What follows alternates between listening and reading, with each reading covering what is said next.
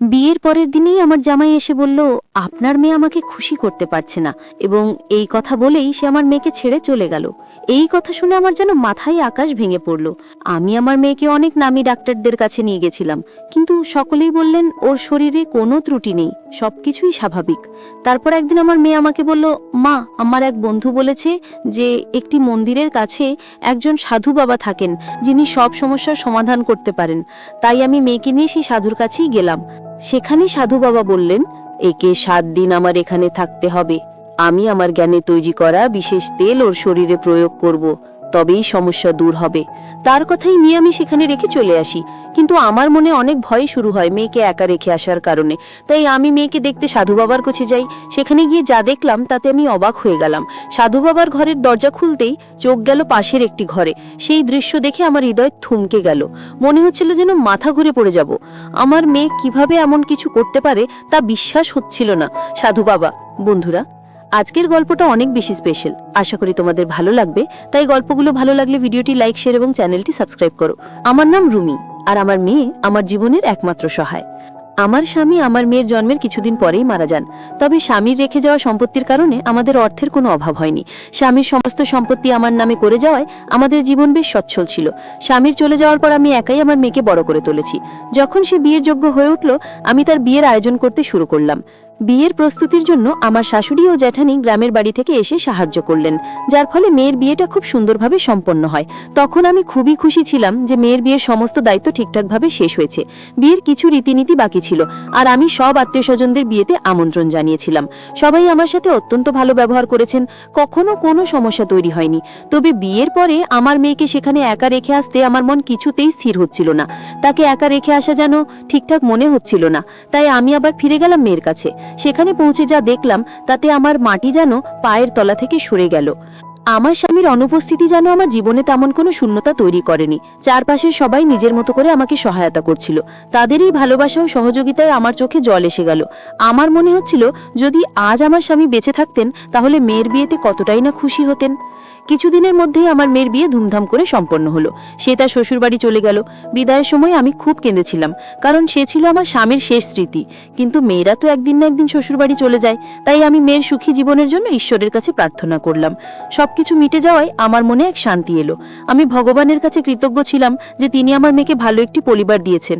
পরের দিন হল ঘরে বসে আমি মেয়ের স্মৃতিতে অশ্রুসিক্ত হচ্ছিলাম।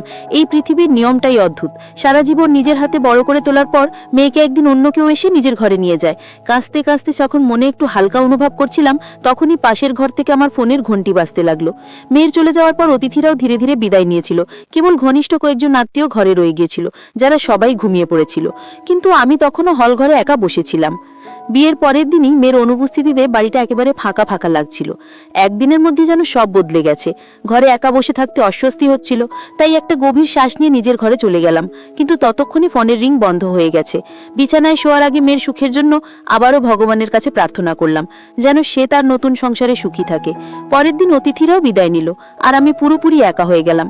আমার বাড়ির কাজের লোকের কাজ শেষ করে চলে যেত, ফলে বাড়িতে আমি একাই থাকতাম। আজ মেয়ের বিয়ের দ্বিতীয় দিন, আর গৃহপরিচারিকা কাজ দ্রুত সেরে এসে জিজ্ঞাসা করলো সে একটু আগে যেতে পারে কিনা। তার কাজ শেষ হয়ে যাওয়ায় তাকে অনুমতি দিলাম। কিছুক্ষণ পরে আমার জামাই মেয়েকে নিয়ে হঠাৎ বাড়িতে চলে এলো। মেয়েকে দেখে খুব খুশি হলাম, কিন্তু জামাই যখন বলল যে সে মেয়েকে আমার কাছেই রেখে যাবে, তখন আমি স্তব্ধ হয়ে গেলাম। এত শীঘ্রই সে মেয়েকে ফিরিয়ে দেবে ভাবিনি। মনে হলো হয়তো কোনো রীতি বা অনুষ্ঠান বাকি আছে, তাই তারা এসেছিল। কিন্তু জামাই বলল, আপনার মেয়ে আমাকে খুশি রাখতে পারছে না, তাই আপনি ওকে নিজের কাছেই রাখুন। এই কথা শুনে আমার লজ্জায় মাথা নত হয়ে গেল। কিভাবে কথা বলবো বা কি প্রশ্ন করব তা কিছুই বুঝতে পারছিলাম না। মেয়েও মাথা নিচু করে দাঁড়িয়েছিল। জামাই যখন মেয়েকে রেখে চলে যেতে চাইলো, তখন আমি তার হাত ধরে বোঝানোর চেষ্টা করলাম। আমি বললাম, দয়া করে এমনটা করবেন না, আমি ক্ষমা প্রার্থী। যদি কোনো ভুল হয়ে থাকে আমি ওকে বুঝিয়ে বলবো। ও এখনো নতুন সংসার জীবনের অনেক কিছুই জানে না। যদি কোনো ত্রুটি হয়ে থাকে তবে আমি আপনার কাছে ক্ষমা চাইছি। এত তাড়াতাড়ি সিদ্ধান্ত নেবেন না। দয়া করে ওকে আবার নিজের বাড়িতে নিয়ে যান। আমার মনে হচ্ছিল যদি লোকে শুনতে পায় যে বিয়ের পরের দিনেই জামাই আমার মেয়েকে ছেড়ে দিয়ে গেছে, তাহলে কত কথাই না উঠবে। কিভাবে মানুষকে বোঝাবো আর তাদের প্রশ্নের কি উত্তর দেব? লোকে যদি আমার মেয়ের চরিত্র নিয়ে কিছু বলে, আমি সেটা সহ্য করতে পারবো না। সত্যি কি আমার মেয়ের কোনো ভুল ছিল, নাকি জামাই আমাকে মিথ্যে কিছু বলছে, এখনো জানি না। তবে আমার কথা তার উপর কোনো প্রভাব ফেললো না।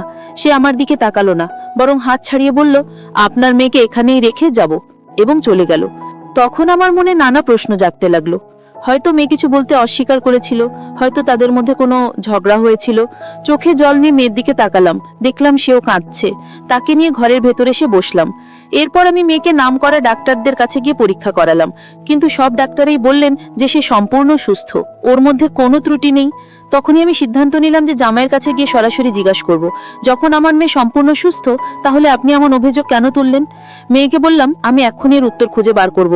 আমি ভাবছিলাম যে জামাইয়ের কাছে প্রশ্ন করবই।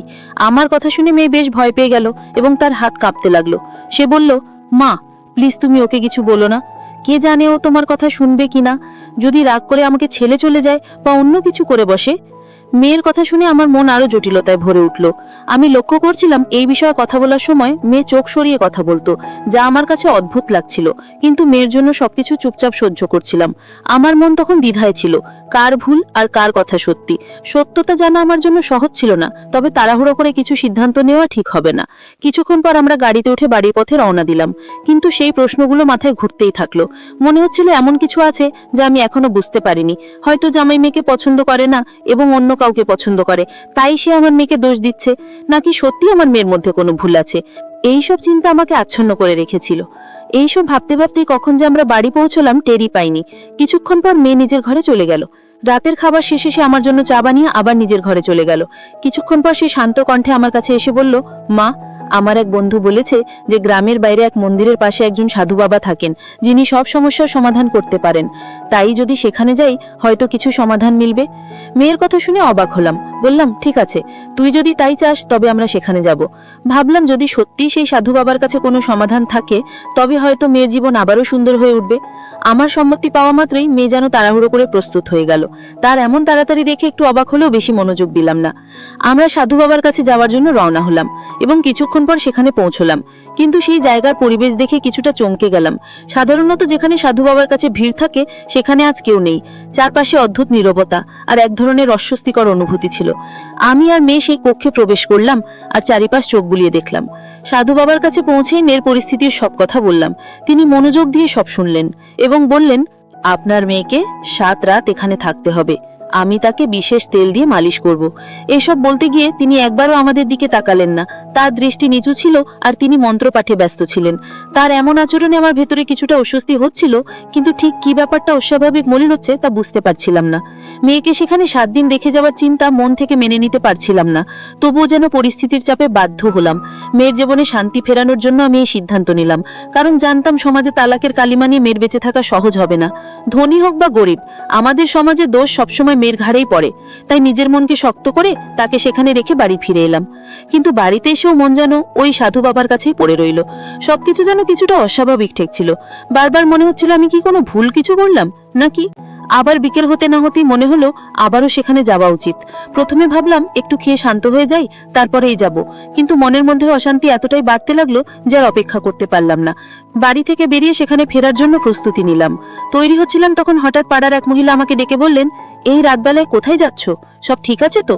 তোমাকে আমাকে বেশ চিন্তিত লাগছে। তার কথা শুনে থমকে গেলাম। কিছু না বলে বেরিয়ে গেলে হয়তো সে সন্দেহ করত আর প্রশ্ন করতেই থাকতো, অন্যদেরও জানিয়ে দিতে পারতো। তাই বললাম, না তেমন কিছু না, মায়ের কাছে যাচ্ছি, মনটা খারাপ লাগছে, মাকে খুব মনে পড়ছে। আমার মাকে সবাই চিনত। মাঝে মাঝে তিনি আমার এখানে 1 সপ্তাহের জন্য এসে থাকতেন। তখন পাড়ার সবাই তার কাছে আশীর্বাদ নিতে আসতো। মাও তাদের সবার সঙ্গে খুব আন্তরিকতার সঙ্গে মিশতেন।